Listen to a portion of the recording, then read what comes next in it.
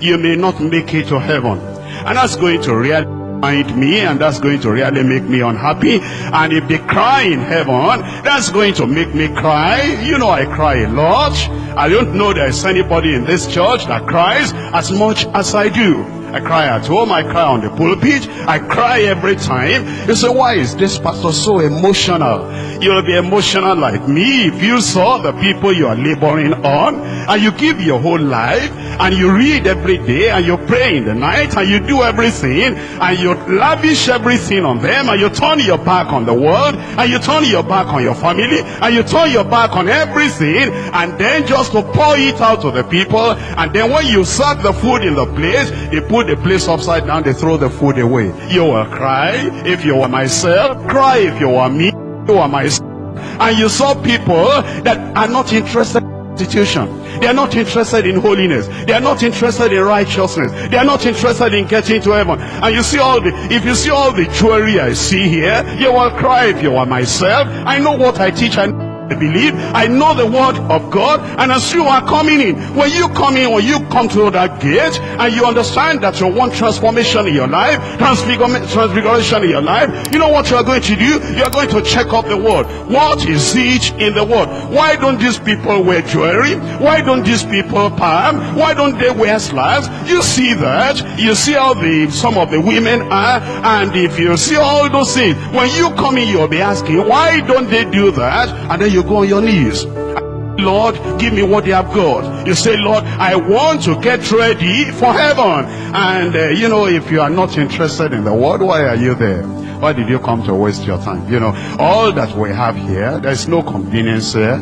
It's only those who want to get to heaven that should be here. Am I right?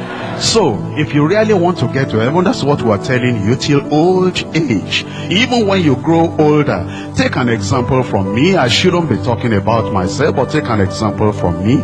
I've been preaching this salvation now for more than 20 years, in fact for more than 30 years. And when I come and preach salvation, I still preach it fresh, with action, and with excitement, and with burden in my heart. If I'm talking about holiness, I've been talking about that holiness for more than 30 years. I still talk about it with deep conviction. I don't change, even though there have been problems, and yet I remain as steadfast as I was. In old age, I'm a little bit older than some of you now, I'm still moving on. And I'm still marching on.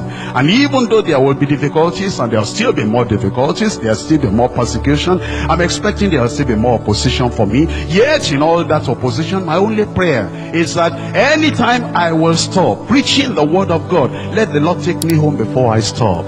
Anytime I will not be able to declare to you, I become afraid of you members of the church, the people I brought into the kingdom. I become afraid of the people I brought into the kingdom, and then I will close my mouth. I will not be able to tell the truth. Oh Lord, if my converse will make me backslide, if the people that I brought into the kingdom will shut my mouth, I will not be able to tell the truth. Take me away, and then give them another person that will tell them stories. Give them another person that will deceive them. Give them another person that will not be able to take them to the kingdom.